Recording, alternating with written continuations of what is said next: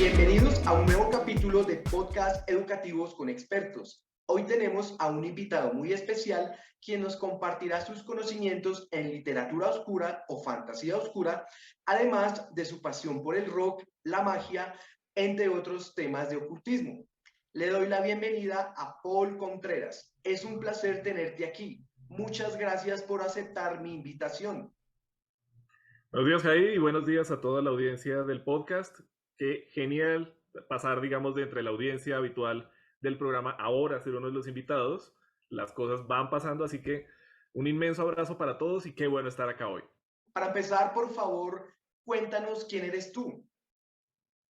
Bueno, yo sé que hay un cierto estigma cuando uno dice soy escritor, porque siempre hay una cuestión de ego, siempre pues tienes que tener cierto nivel de éxito. Hay una serie de condicionantes, pero bajo mi propia óptica, y espero que sea la de muchos de los que nos están escuchando, para ser escritor hay que empezar por creerse el cuento, así que sí, me creo escritor, me gusta hacerlo, estudié comunicación social estrictamente para escribir chambonamente bien y en esas ando. Salí de la universidad en el 2012, sin embargo también tengo otro título profesional y me dedico directamente a dar clases de sistemas. Soy experto en informática, pero digamos que nací para escribir, me gusta estar en esto y mi género es la fantasía oscura y la ciencia ficción. Entonces, en un país en el cual se lee poco, lo que más se lee son biografías de políticos y, bueno, ocasionalmente algo de realismo mágico. Es un poquito difícil abrirse campo, pero vale la pena, vale el esfuerzo realmente, así que en esas andamos todos. Vamos a hablar más adelante a profundidad, pero tú has escrito o tienes dos obras literarias. Una es Secuelas de Guerra, Macron, y otra es Evangelios del Más Allá. ¿Nos podrías contar un abrebocas de estas dos obras? Bueno, con Secuelas de Guerra fue un intento de empezar a crear algo de ciencia ficción, algo totalmente futurista, y es un ejercicio de creación de universo.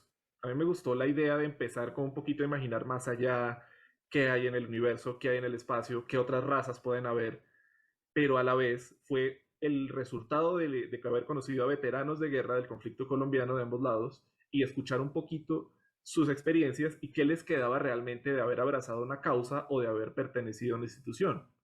Y el resultado es tremendo, porque una vez te has enfrentado a ese monstruo que es la guerra no tiene nada de romántico, no tiene nada de útil y no tiene nada de significante aparte de la destrucción. Una vez que pasa eso, pasas de soldado a héroe, de héroe a veterano y de veterano a paria muchas veces. Eso fue un impacto durísimo para mí porque para mí siguen siendo héroes, siguen siendo gente que lo dio todo en algún momento por una idea, por una necesidad, por lo que fuera, y que ahora los pongan debajo de la alfombra y como que los mantengan un poquito como alejados, como para no quitarle ese encanto místico a la guerra o a las causas, es horrible, o sea, te desechan literalmente. De ahí partió la idea de Secuelas de Guerra, el título lo dice todo, y trata precisamente sobre un grupo de veteranos que se vuelven mercenarios. Muchas veces el destino del soldado después de ser héroe es ser eso, ser mercenario. Entonces, para muchos la palabra mercenario es un sinónimo de criminal, lo cual es falso, porque estás haciendo un trabajo que no te parezca ético es tu problema, no tiene nada que ver con la realidad. Entonces, recuperar la dignidad del veterano y volver a verlos como lo que son, como seres humanos con un grado de heroísmo al que uno no aspirará ni siquiera, ni mejor dicho, ni por la distancia más larga te acercas a un héroe de esos, pues entonces escribí Secuelas de Guerra como un homenaje, lo mantengo, lo sigo, me han tratado de fascista, de militarista, de guerrerista, etcétera. No me importa para los que estén ahí al otro lado, así que si no les importa leerlo, ahí está el libro en Amazon y espero les guste. ¿De dónde nació tu pasión por leer y escribir, Paul? Bueno, yo creo que vengo de una época más simple en la cual era la televisión o la calle. Entonces los recursos eran limitados y había una tercera vía, y eran los libros. En mi casa, mi papá hizo algo, y mis papás hicieron algo muy inteligente que fue dejar todos los libros de la casa en nuestro cuarto, porque yo compartía el cuarto con mi hermano. Entonces, como no me gustaba mucho salir a jugar, nunca fui el niño que le encantaba salir a jugar fútbol, pues empecé a coger los libros uno por uno. La cuestión es que cuando le cogí el gusto y empecé a entender que leer era rico, que era como tener ese mundo de fantasía en mis manos, ya como que me pasé un poco de la raya, entonces en quinto de primaria estaba leyendo la Ilíada y la Divina Comedia, estaba leyendo, por ejemplo, mientras todo el mundo estaba leyendo a Julio Verne, yo estaba leyendo a Proust o estaba leyendo el Ulises o cosas por el estilo, y me encantan, a mí no me parecen ladrillos, de hecho me parece que son libros que hay que sazonar bastante con imaginación, y que una vez llegas a ese punto en el que puedes coger cualquier libro, meterle imágenes, meterle sonido y vivírtelo directamente, puedes leer lo que sea. Obviamente que hay libros soporíferos, yo no voy a decir que todos los libros son buenos.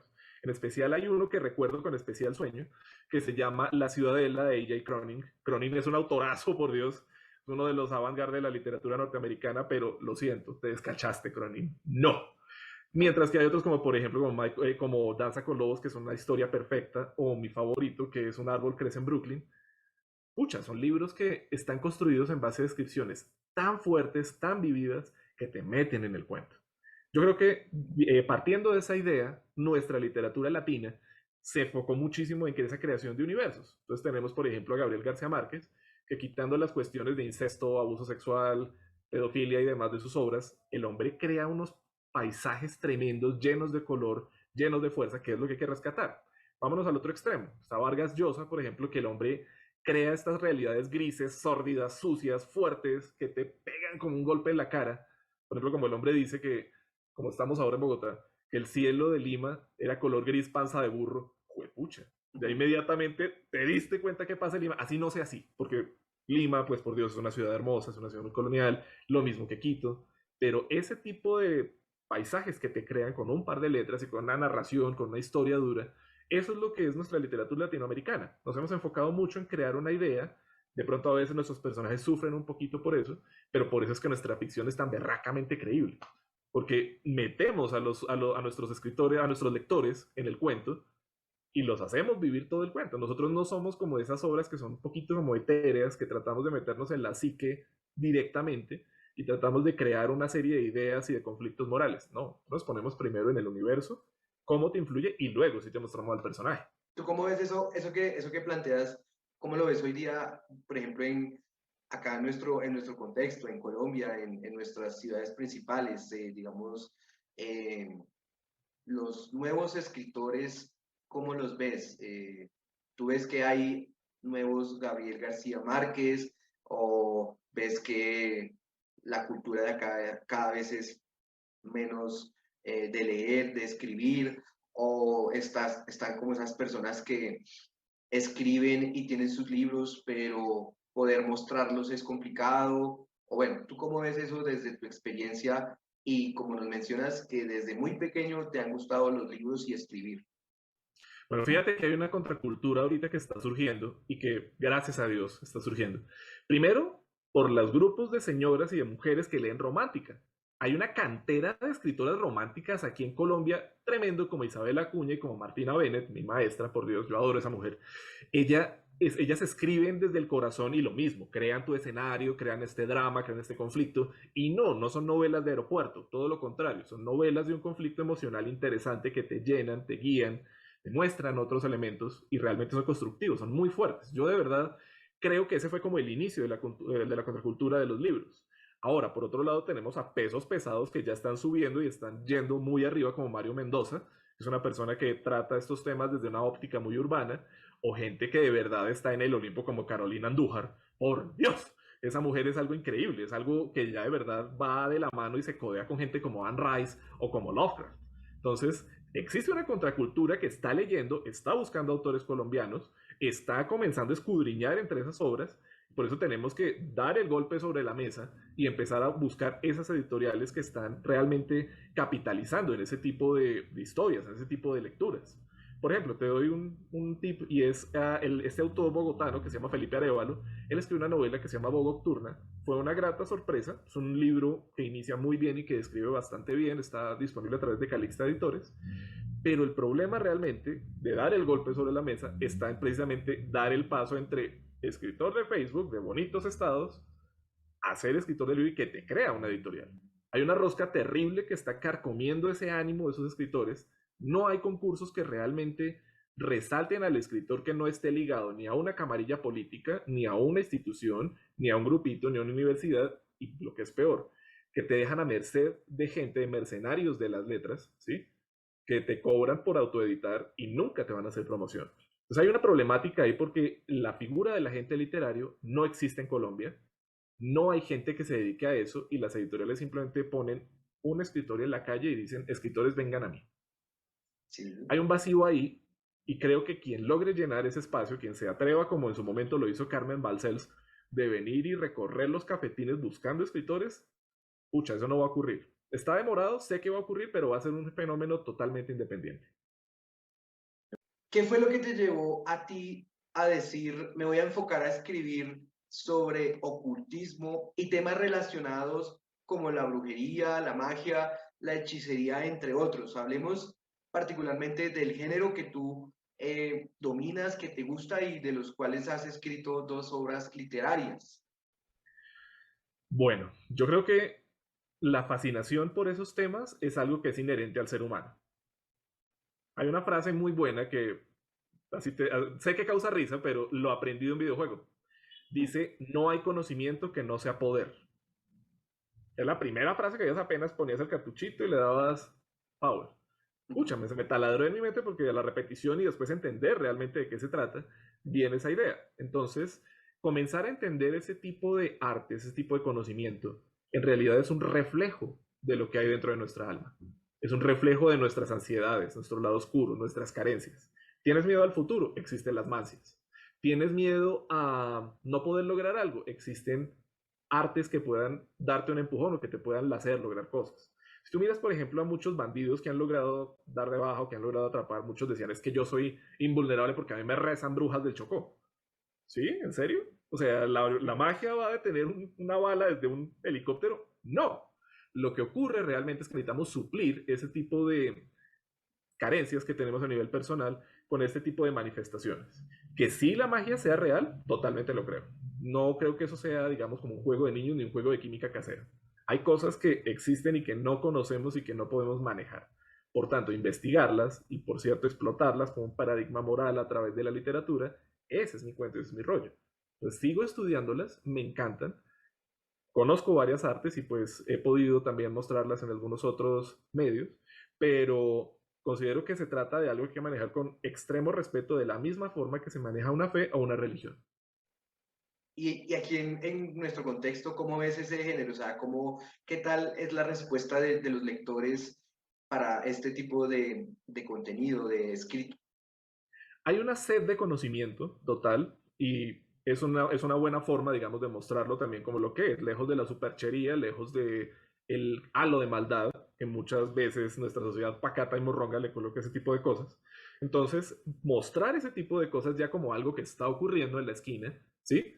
Ya no como la idea de, no, es algo que ocurre, es algo que está pasando y es algo que está integrada a nuestra mentalidad de latinos. Nosotros somos un pueblo mestizo. Nuestro orgullo precisamente está en decir que somos una mezcla de todo. Por tanto, creemos en todo y a la vez no creemos en nada. Esa dicotomía de creer un poco en todo nos enriquece a la hora de escribir cuentos y escribir cosas fantásticas, porque no creces con un paradigma fijo en el cual tengas que creer y aferrarte, como pueden ser los pueblos europeos, que tienen una cultura súper definida, sino que nosotros somos una total mezcla de todo y abrazamos todo lo que venga. Por eso para mí no es sorpresa encontrar grupos asatru aquí en Colombia o en Bogotá, o como en su momento lo fue, encontrar gente que creía que eran marxistas, leninistas por algún tipo de afiliación no ideológica, o directamente gente que se creía nazi sin ser de raza pura. Somos capaces de abrazar todo, lo bueno y lo malo, y en este tipo de cosas, si somos capaces de asimilarlo a una semblanza moral o a un sistema de corrección espiritual, ¿por qué no? Para cerrar esta primera parte y de acuerdo a otro de tus gustos y es la música, principalmente el rock. Tengo entendido que tú también combinas este género musical con tus escritos y también con los temas que nos mencionaste ahorita eh, relacionados con ocultismo. ¿Qué tienen en común todo esto que te acabo de nombrar? Literalmente lo tiene todo. Si tú te fijas en las principales manifestaciones musicales de Colombia en este momento, todas son provenientes de un proceso de adopción. En Medellín está el reggaetón. En la costa, los instrumentos, al menos con los que se interpreta el vallenato, muchos de ellos vinieron de afuera, como el acordeón. En Cali está la salsa. En Bogotá directamente está el metal y el rock. O sea, si tú lo miras directamente desde un punto de vista de adopción musical y de género, Bogotá tiene que más de 1500 bandas de metal y rock. Tenemos uno de los festivales más grandes de Latinoamérica, que es Rock al Parque. Tenemos una serie de industria alrededor del rock que va desde comprar pines y camisetas hasta ropa hecha a la medida, con tono rockero. Entonces, nuestra ciudad adoptó ese género y dentro de las raíces del rock está el blues y el jazz el mambo y todo esto, y está directamente la cultura de la hechicería afroamericana. Entonces, entender ese tipo de ocultismo, proyectarlo directamente, tú sabes que el rock es una manifestación, es un grito de ira, básicamente, es un grito de rabia, de desahogo que debes tener, pues también se encuentra esa vertiente espiritual. Obviamente que hay tendencias muy extremas, como el black metal, como el rock ocultista que en su momento tuvo Black Sabbath y todo esto, pero si lo miras desde un punto de vista totalmente moral, espiritual, como entre ese compás, estás tratando de sacar la parte más oscura de tu ser, como decía Barón Rojo, lo oscuro que hay en mí. Entonces, ese género en especial está muy ligado con eso, son casi indivisibles, y aunque existe rock que no está relacionado con este tema, y no todo el rock está ahí, para no alborotar a los curas que me están escuchando, estamos entonces mandando un mensaje que es desahogarte espiritualmente. Que existan otras vías, perfecto, pero que lo exista en un género musical y que se dedique un poco a explotar esta parte más oscura del alma, también lo es. Hablemos de tu primera obra literaria. Cuéntanos, por favor, un resumen de Secuelas de Guerra Macro. Muy bien. Secuelas de Guerra inicia cuando el Imperio Baistar y la Confederación de Naciones Intergalácticas han decretado una tregua temporal entre una guerra que lleva más de 5 años desde el ascenso de un emperador en el Imperio Baistar. ¿Qué ha ocurrido? A lo largo de todos los años que ha durado la tregua, todos los veteranos que han huido de lado y lado y que son aún buscados o por delitos o por deserción o que están hartos de la guerra, se han reunido en una especie de zona desmilitarizada en la cual tienen hangares de naves, sus propios bares y su propia subcultura como tal. ¿Qué pasa cuando entonces uno de los dignatarios de la Confederación los busca a este grupo de mercenarios, a un grupo en especial que pilotea la nave llamada Macron, y les pide que busquen a una oficial desaparecida en combate? ¿Cómo tú, como mercenario, después de que el sistema prácticamente te escupió de su orden, vas a aceptar dinero de su parte? ¿Vas a arriesgar tu vida para lograrlo? ¿Hasta qué punto eres mercenario? ¿Hasta qué punto sigues siendo soldado? Esa es la trama de Secuelas de Guerra. Es hasta qué punto la guerra te ha destruido a tal punto que o eres capaz de hacer cosas horribles por dinero, o eres capaz de volver a abrazar una causa, una bandera y una nación. Esa duda se las dejo a ustedes como lectores. Quiero que me digan si esto valdría la pena. Y así que cuando vuelvan a hablar con algún veterano o cuando conozcan a alguien que haya tenido la desgracia de participar en una guerra, lo vean como el héroe que es, no como alguien de quien sea necesario huir o demás. ¿Qué diferencia esta historia de las demás? ¿Por qué las personas, por qué los lectores deben conocer Secuelas de Guerra Macro? Si tú te fijas en las obras más destacadas en el aspecto del mercenario, en el aspecto de la persona que ha dejado la guerra, las dos que te voy a poner de ejemplo están El Conde de Montecristo y First Blood, Primera Sangre. First Blood se adaptó en una película que conocemos todos, que es Rambo. Pero First Blood se enfoca más en la guerra de un solo hombre. Es decir, tú te metes conmigo y yo voy a usar todo lo que sé, parafraseando a la película Taken de Liam Neeson, para acabar contigo, tu pueblo y tu reputación como policía.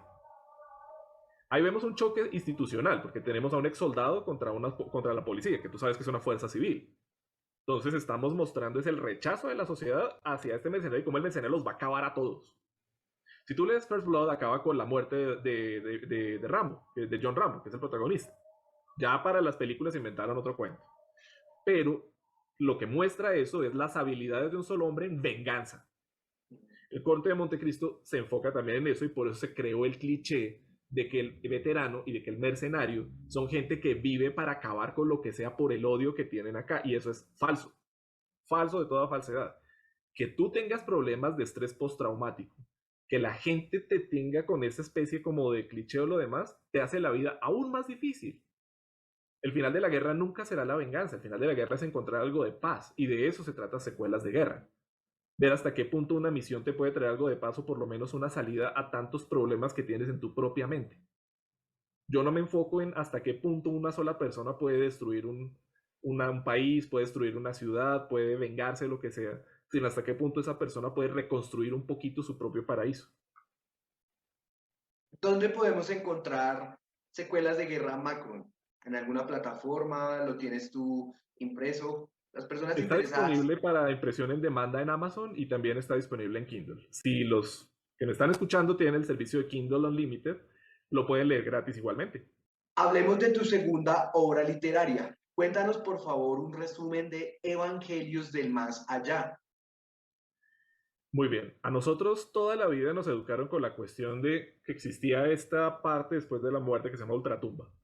Es una palabra que todo abuelo ha dicho en algún momento. De ultratumba te van a buscar, en ultratumba nos vamos a ver. Bien, ¿qué hay en ultratumba realmente? ¿Qué existe? Hay gente que está tratando de llegar a ultratumba por sus propios medios y para eso hay infinidad de caminos y de dioses que te pueden llevar. ¿Qué pasa cuando un grupo de adolescentes descubre que en su barrio existe una persona capaz de caminar por los reinos de ultratumba y que está detrás de ellos? Con Evangelios del Más Allá traté de empezar a retratar un poquito nuestra propia cosmovisión de la muerte, de lo que hay después de la muerte, de qué puedes encontrar en esos confines donde los mismos abuelos se santiguan y prefieren dejar de hablar. Y por eso escribí una especie de precuela como de ubicación dentro de esto que se llama La Sombra de Balgurat, que está disponible gratuita en YouTube.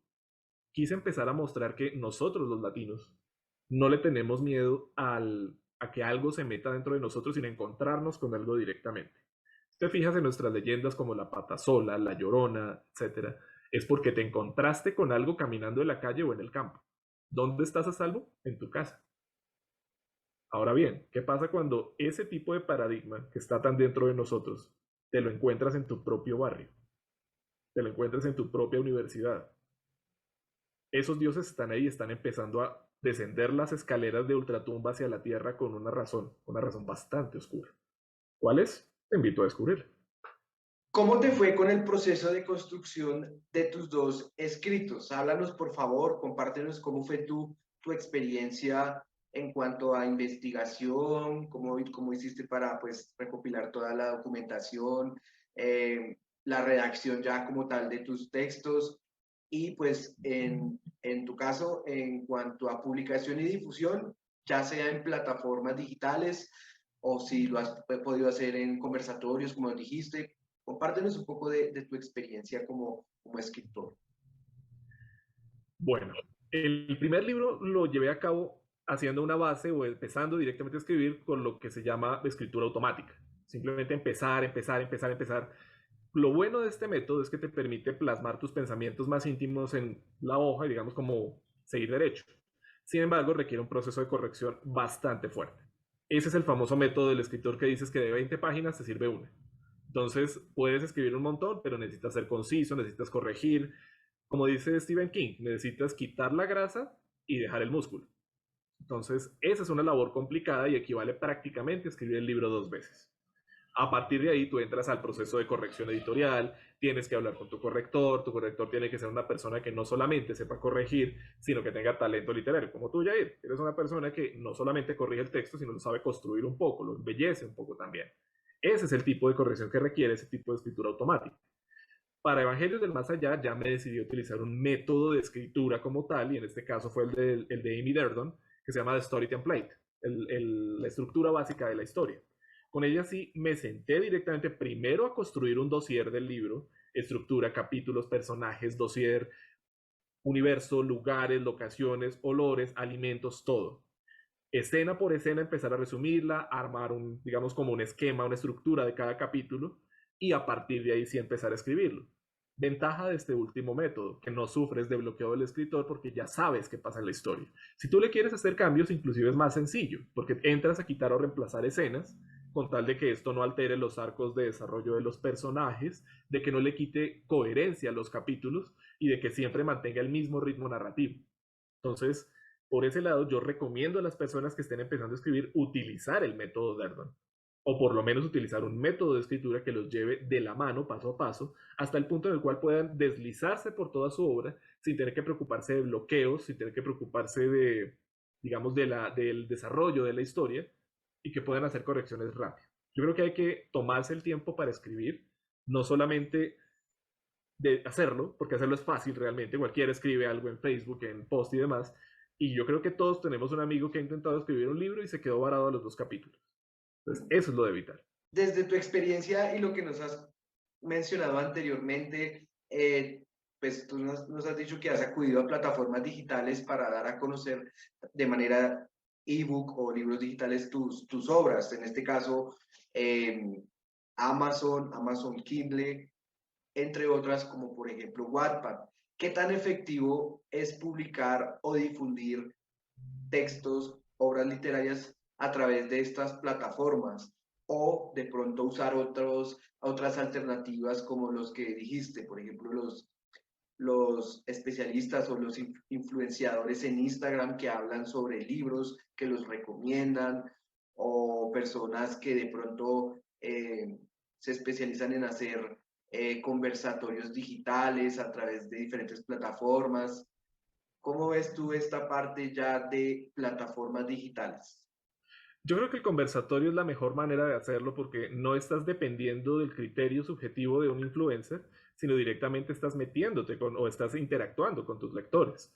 Tienes la oportunidad de responder preguntas que deben ser directas, deben acorralarte, deben ponerte, digamos, en evidencia un tanto, porque como escritor siempre estás defendiendo una subjetividad. En el momento en el que sepas abrirla y mostrarla directamente a tus lectores es cuando empiezas la comunión con ellos. De eso se trata, digamos, el conversatorio y por eso creo que es la mejor herramienta. Pero ya pasando a la parte de plataformas, Wattpad es una herramienta muy libre y equivale lo mismo a que si tú fueras una persona que tiene excelente estado físico, que quiere ser maratonista y te metes a las 5K Alliance. Cuando llegas hay 20.000 personas con tu mismo estado físico y 10 atletas de élite. ¿Quiénes llegan primero? Obviamente los 10 de élite. Pero entonces ahí es donde tú tienes que empezar a correr, correr, correr, empiezas a dejar atrás un montón de gente y eso.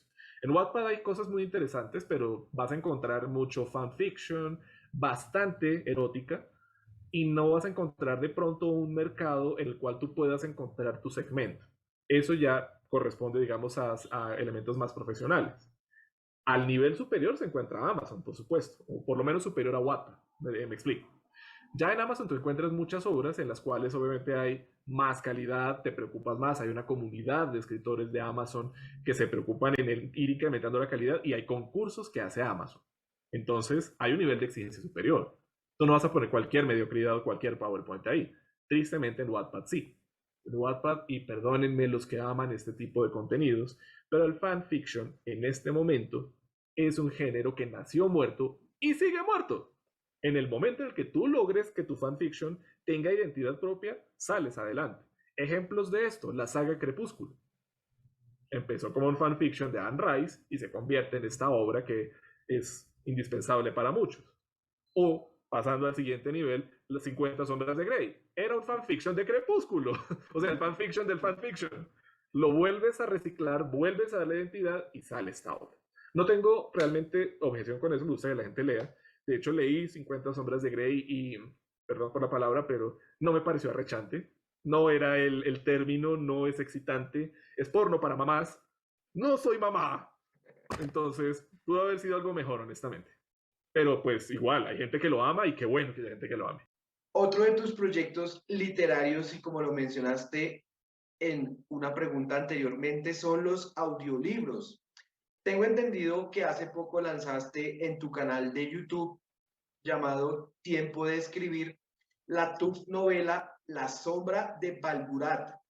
Cuéntanos, por favor, cómo nació esta idea, en qué consiste y por qué las personas que nos están viendo y escuchando debemos conocerla. Bueno, La Sombra de Balgurat es una precuela o es un elemento que está incluido dentro de Evangelios del Más Allá y lo puse como una especie de inicio como tal. Sin embargo, La Sombra de Balgurat como tal es un ejercicio literario demostrado o enfocado a demostrar que se podía escribir una trama tomando personajes de la vida real, apelando un poquito a la cuestión del fanfiction, pero construyendo tú mismo el universo, la situación, el paradigma moral y el eje argumental de la historia. Entonces, cuando alguien me dice, no, es que yo no puedo porque tengo mis personajes, pero no se me ocurre nada, es que yo quisiera escribir sobre esto o lo otro, le digo, perfecto, yo hice ese ejercicio y se llama La Sombra de Balgurat. Son 10 capítulos de 15 minutos, escúchatelo tranquilo, vas a encontrar todo el sustento de dónde saqué lo necesario para escribir la obra y cuál es el arco argumental de la obra en 2 videos previos que hay en mi canal. Entonces, mi idea es animar a la gente a decirle, oiga, no se preocupe realmente por si su historia es buena o no, a lo que usted cree son los ojos de los demás. Hay que mandarse al agua, finalmente. Entonces, tenga el valor de tomar personajes de donde quiera usted. Si usted quiere poner a Pedro Picapiedra y después a Ezio Auditore en el mismo, esto, hágalo, pero entonces primero escriba la historia. Primero diga exactamente por qué esa historia ocurre, en qué universo ocurre, cuál es el eje moral. Si existe eso, se puede escribir y la demostración de eso fue La sombra de Balgurat. Obviamente viene la intención central de cualquier obra literaria, que es entretener. Uno no puede dedicarse a hacer piezas en el sentido de que las hago para mí ya, eso es una masturbación literaria. Hay que buscar entretener realmente a una persona, así le saques la piedra o así lo pongas a llorar. Pero el objetivo de entretener, eso no se puede perder. Y nosotros los escritores, más que activistas, más que actores del cambio para hacer que el mundo sea mejor, somos gente que entretiene. Tenemos que entretener a la gente con buena obra, lo mismo que un músico entretiene con muy buena música. Entonces, si recuperamos ese papel de volver a entretener, de volver a hacer que nuestros lectores se identifiquen y quizás de ahí saquen una que otra semblanza moral, lo habremos logrado.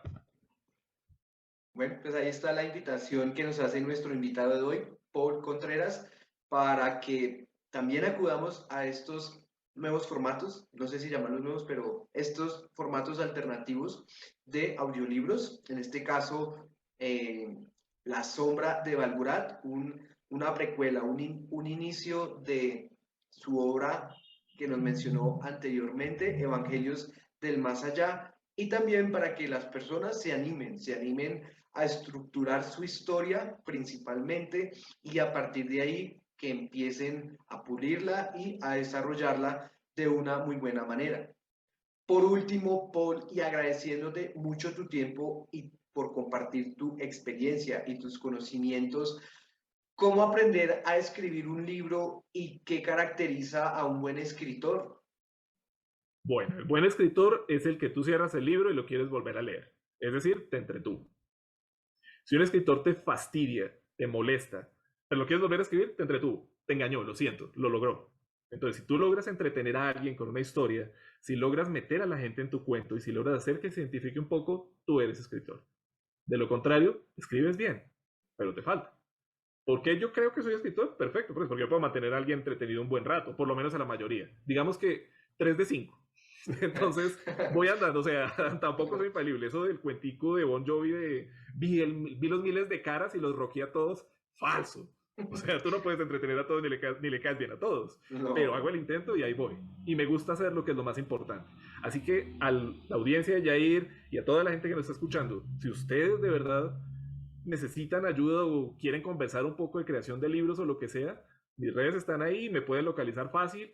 Yo siempre contesto preguntas, me encanta participar en ese tipo de conversatorios como con Jair, que es una persona que realmente sabe lo que hace y por eso estoy acá. Así que vamos a escribir, es tiempo de escribir finalmente.